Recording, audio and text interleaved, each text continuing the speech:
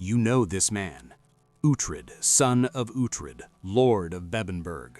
The Saxon raised by Danes, the warrior who walked a tightrope between two worlds, the man who helped forge a nation. His story is one of destiny, of a hero fighting for his birthright against the tide of history. It's a fantastic story, and almost every single part of it is a lie. The man you cheer for on screen never existed, but the real Uhtred, the historical Uhtred, his story is far more brutal, more complex, and infinitely more terrifying than anything the show dared to imagine. He wasn't a hero caught between worlds. He was a ruthless politician who mastered his world, a world of assassination, betrayal, and naked ambition. This is the story of the real Uhtred the Bold. And it begins not with Vikings and Alfred the Great, but a century later, in a collapsing kingdom, with a gallery of severed heads. Forget the 9th century. Forget Alfred's dream of England. The world of the real Uhtred was the dawn of the 11th century, a much darker, more desperate time. The king, Ethelred the Unready, was weak, indecisive, and paranoid. His kingdom was bleeding from 1,000 cuts. From the north, the Scots, led by their king, Malcolm II, saw an opportunity. They pushed south, raiding and pillaging deep into Northumbria. To the east, the true terror was returning. The Viking Great Heathen Army was a memory, but its successors, led by men like Sweyn Forkbeard, were now professionals. They weren't just raiding for silver, they were aiming for conquest. This was the world Uhtred was born into. His father, Waltheof, was the old ealdorman of Bamberg, a ruler of a dynasty that had clung to power in the wild north for generations. But he was old. The wolves were circling, and a young Uhtred, watching from the stone walls of his fortress, knew that the old ways of honor would not be enough to survive what was coming. If you're ready for the real story, the one television was too scared to tell, make sure you subscribe. You won't see history the same way again. The first great test came in the year 1006. While Uhtred's father was too old and frail to lead, the Scottish king Malcolm saw his chance. He swept down into Northumbria and laid siege to the strategic holy city of Durham. It was a crisis. The defenses were new, the garrison was small, and the heart of the north was about to be torn out. This was Uhtred's moment. He wasn't a seasoned warlord yet, but he possessed something more valuable: raw, savage ambition. He put out the call. From the farms and villages of Bernicia and Yorkshire, he raised the fyrd. These weren't the shield wall veterans of the show. These were men who traded their plows for spears, driven by fear and a fierce loyalty to their land. Uhtred didn't just lead them, he unleashed them. He marched them north, not with complex strategy, but with a simple, brutal objective: annihilation. The battle that followed was a slaughter. Uhtred's forces, fighting with the desperation of men defending their homes, crashed into the Scottish army. The victory was total. But it's what Uhtred did next that cemented his reputation and defined his entire career. He wanted to send a message, not just to the Scots, but to everyone in the north.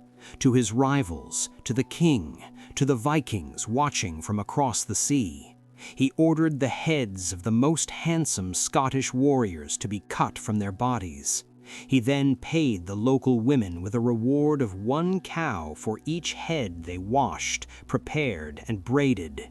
These grisly trophies were then impaled on stakes and displayed around the walls of Durham. This wasn't the act of a reluctant hero. This was the calculated political theater of a predator marking his territory. The message was clear: this is my land, and this is the price of entry. The king, hearing of this savage victory, had no choice. He rewarded the man who had done what he could not. He stripped Uhtred's aging father of his titles and made Uhtred the Ealdorman of Bamberg. He had his birthright. But Uhtred was just getting started. He now controlled the military power of the north, but true, lasting influence came from land and wealth. And the single greatest landowner in the region was the church. The Bishop of Durham, a man named Aldhun, was immensely powerful. So Uhtred made his first move on the political chessboard. He arranged to marry the bishop's daughter, Egfrida. This was no love match, it was a contract. In exchange for marrying into the church's sphere of influence, Uhtred received a dowry of immense value, 6 prime estates that belonged to the church. He got Chesterley Street, parts of Weardale, and other valuable territories. He had effectively merged the greatest military power with the greatest financial power in Northumbria. It was a brilliant, cynical move. He now had the swords and the silver. But this marriage, like everything in Uhtred's life, was a tool. And when a tool is no longer useful, you discard it. After securing the church's lands, Uhtred found his wife, Egfrida, to be inconvenient. He divorced her, sending her back to her father in a move of shocking public humiliation for the bishop. Uhtred had already gotten what he wanted. He kept the lands, of course. His eyes were now turned south to the real center of northern power, the city of York. To gain influence there, he needed a different kind of alliance. He found it in a man named Styr, one of the richest and most influential citizens in the city. And Styr had a daughter, Sige. Uhtred married her. This alliance gave him a foothold in the complex merchant politics of York and access to a river of commercial wealth. His power base was growing.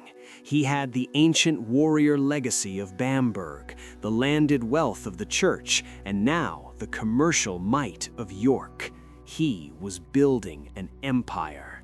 But in the process, he was making enemies, powerful men, like his new father-in-law's rival, a shadowy figure named Thurbrand the Hold, were watching.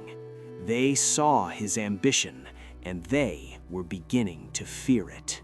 Uhtred's rise had been meteoric. He was now the undisputed master of the North. King Aethelred, losing his grip on the country, saw in Uhtred not a loyal subject, but a powerful tool he desperately needed to control. To bind this northern warlord to the crown, Aethelred offered Uhtred the ultimate prize, the hand of his own daughter, Elgifu. For Uhtred, this was the final piece of the puzzle. He divorced his second wife, Sige, just as he had the first. He was now married into the royal house of Wessex. A son of a northern earl was now the king's son-in-law. It was an unprecedented leap in status. He was given command of the entire earldom of Northumbria, uniting the wild lands of his ancestors with the more settled, wealthy region of Yorkshire. He stood at the absolute pinnacle of power. He was untouchable. Or so he thought. Because while Uhtred was playing politics, the storm that had been gathering for years was about to break, and it would sweep away the king, his kingdom, and the entire Anglo-Saxon world Uhtred had fought to master. In the summer of 1013, the apocalypse arrived. Sweyn Forkbeard, the formidable king of Denmark and Norway, landed a massive invasion fleet not in the south to challenge the king, but in the north. He sailed up the Humber and into the heart of Uhtred's territory. This was a strategic masterstroke. Sweyn knew the north was culturally and politically distinct, with a large Danish population who had little love for the West Saxon king in the south. He was splitting the kingdom in two. For Uhtred, this was the moment of truth. He was the king's man. He was married to the king's daughter. He held the north on the king's behalf. His duty was clear. He had to fight the invaders. He had to raise the feared and throw Sweyn back into the sea. But Uhtred was not a man of duty. He was a man of power, and he could see which way the wind was blowing. The entire north looked to Uhtred.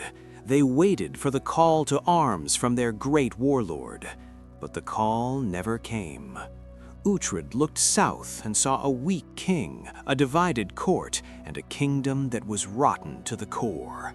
He looked east and saw Svein Forkbeard, a man of immense strength, a proven winner.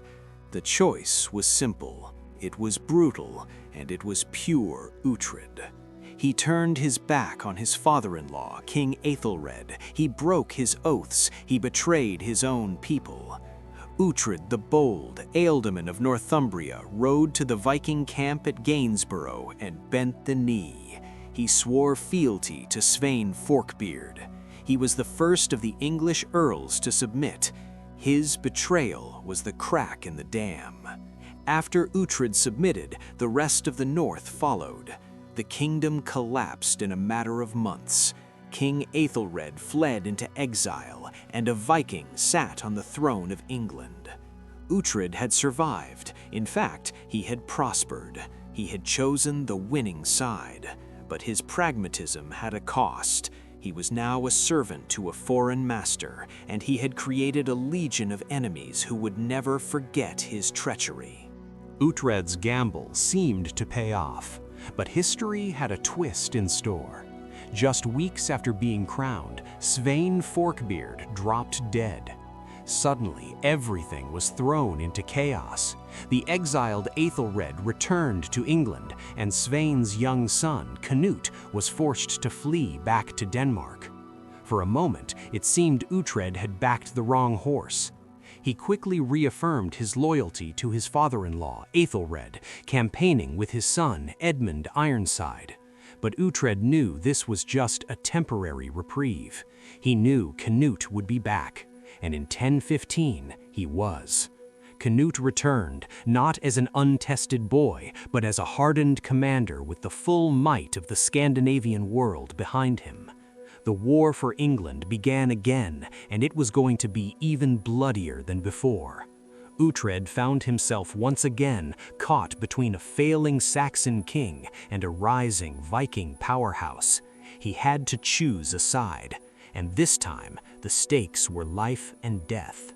While Uhtred was campaigning with the king's son, his own power base in the north was beginning to crack. His rival, Thorbrand the Hold, saw his chance. Thorbrand represented the Old Guard, the northern lords who had been sidelined and humiliated by Uhtred's ambition and his constant wife-swapping.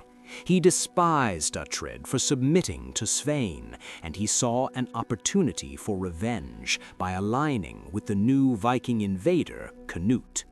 While Uhtred was distracted, Thorbrand began to consolidate power, likely with the secret blessing of Cnut, who was happy to see his most powerful northern subject undermined. Uhtred was fighting a war on two fronts. To the south was Cnut's grand army, but behind him, in his own heartland, a dagger was being sharpened by a man who hated him with a deep personal passion. The political web Uhtred had woven so carefully was beginning to unravel. He was powerful, but he was also alone, surrounded by enemies he had created at every step of his bloody ascent. The year is 1016. The war is reaching its endgame. King Aethelred is dead. His son, Edmund Ironside, fights on valiantly, but Cnut's victory seems inevitable. Cnut, now the de facto ruler of most of England, needs to secure the submission of the one man powerful enough to still cause him trouble: Uhtred. He sends a summons. Uhtred is to come and meet him, to give hostages and swear fealty, just as he had done with Cnut's father. It was a test, a demand for loyalty. For Uhtred, it was a familiar situation. He had outplayed a Scottish king, outmaneuvered a bishop, and outlasted an English king. He was confident he could manage this young Danish upstart. Despite the risks, despite the whispers of treachery from his rival Thorbrand, Uhtred agreed. He gathered 40 of his best thanes, his inner circle, and rode south to meet with the new master of England. He believed he was going to negotiate his future. He was actually walking into his own grave. The meeting was a trap. A perfectly executed assassination, sanctioned by Cnut and carried out by Uhtred's bitterest enemy.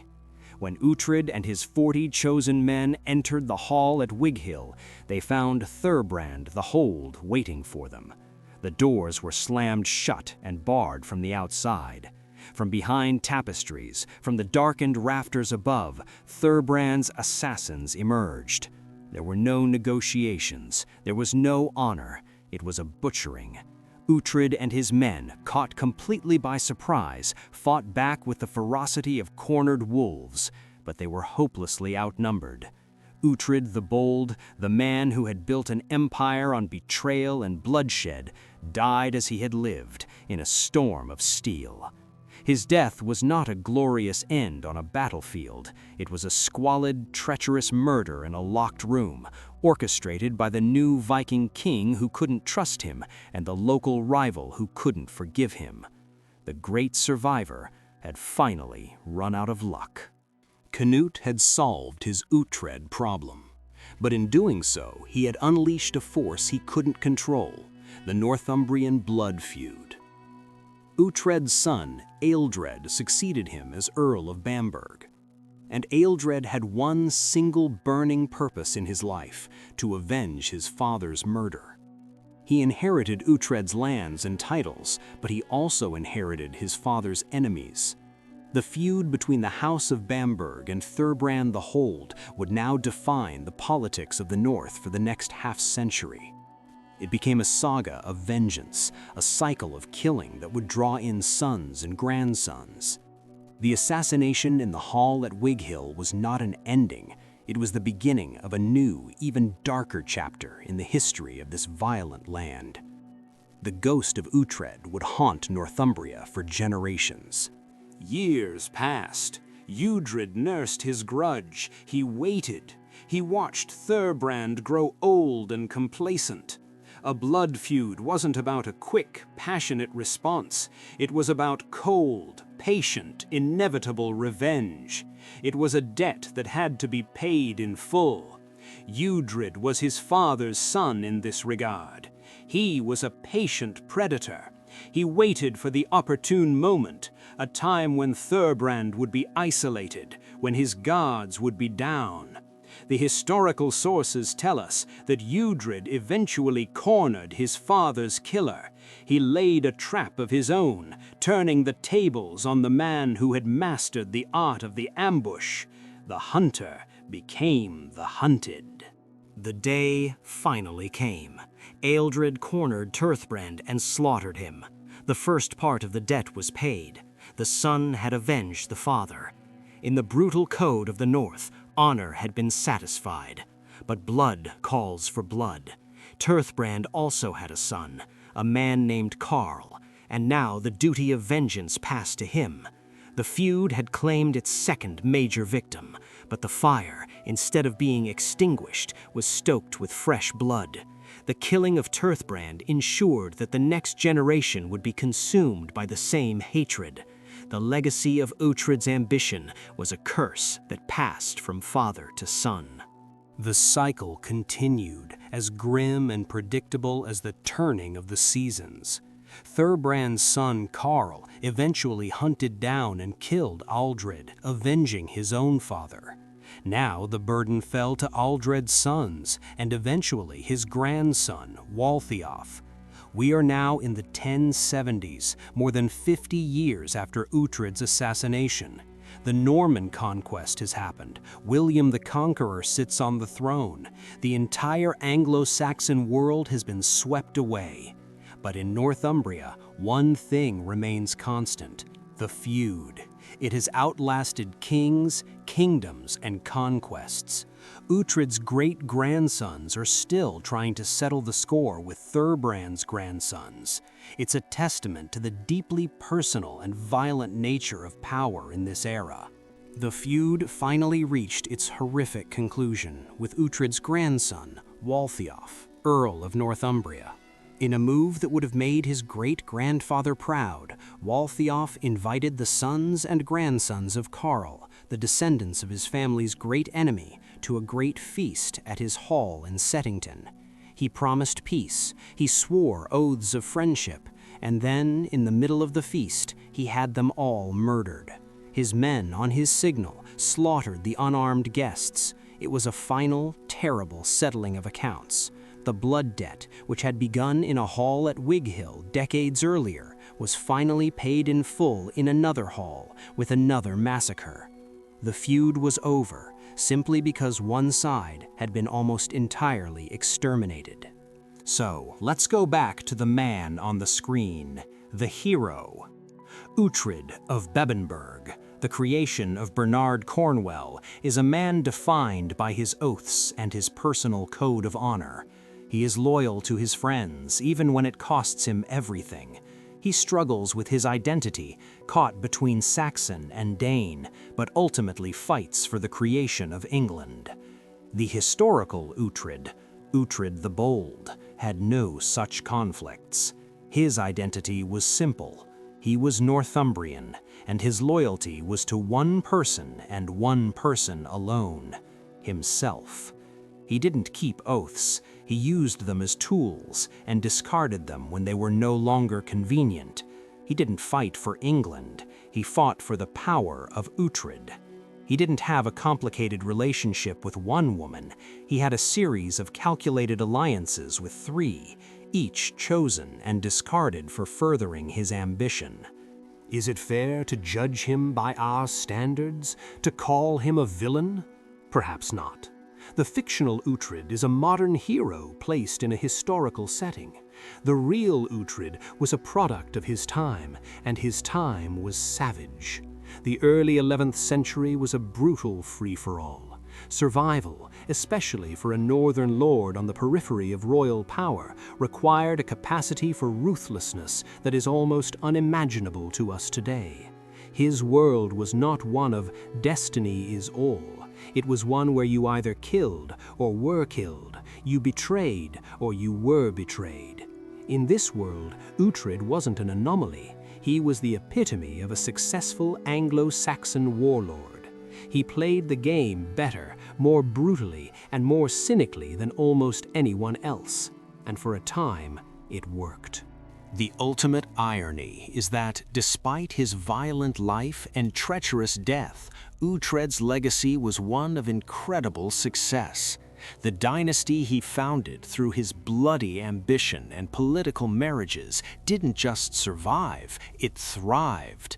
His descendants became the Earls of Northumbria, and through them his bloodline passed into the royal houses of Scotland and England. The man who knelt to a Viking conqueror founded a line that would eventually wear crowns. His ruthlessness paid off, not for him, but for his family for centuries to come. He built a foundation of power so strong that not even his own assassination could topple it. It was a foundation cemented with the blood of his enemies and the lands of his wives. So why did the books and the show change the story so dramatically? The answer is simple. The real Uhtred isn't a hero. You can't build a multi-season character arc around a man whose primary motivation is naked self-interest. A protagonist needs to be relatable, to have a moral compass, even if it's a skewed one. The fictional Uhtred gives us that. He allows us to explore the grand themes of identity, loyalty, and the birth of a nation. The author, Bernard Cornwell, discovered he was a descendant of the historical Uhtred and used that as a jumping-off point. He wisely chose to transport his ancestor back to the more foundational and arguably more heroic era of Alfred the Great. He borrowed the name, the fortress, and the warrior spirit, but he created a new character, one we could root for. The real Uhtred. You don't root for him, you just watch in awe and terror as he carves his way through the world. The one thing that connects the man and the myth is that fortress, Bebbanburg, Bamburgh Castle. It stands today, a silent witness to both the fictional saga and the historical reality. It was the seat of Uhtred's power, the symbol of his ancient lineage, and the prize he fought to control. For the fictional Uhtred, it's a symbol of home and destiny. For the historical Uhtred, it was a strategic asset, a declaration of his authority over the north. The stones of that castle have seen the real history, a history far removed from the romance of television. They remember the lord who didn't fight the Danes, but knelt to them, the lord whose victory was marked by severed heads, and the lord whose death sparked a feud that bled for generations. The last kingdom gave us a hero we wanted. History gave us a man we needed to understand. A man forged in the crucible of a failing state. A man who understood that in an age of wolves, you must be the most savage wolf of all. He was no hero. He was a survivor, a political genius, a serial betrayer, a master of violence as a political tool. The truth of Uhtred the Bold isn't a story of destiny. It's a brutal lesson in power, how to get it, how to keep it, and the bloody price that must be paid, not just by you, but by your children and your children's children. The show lied to you, not out of malice, but because the truth is often less inspiring and far more disturbing. What do you think? Who is more fascinating, the hero on the screen or the monster in the history books? Let me know in the comments below.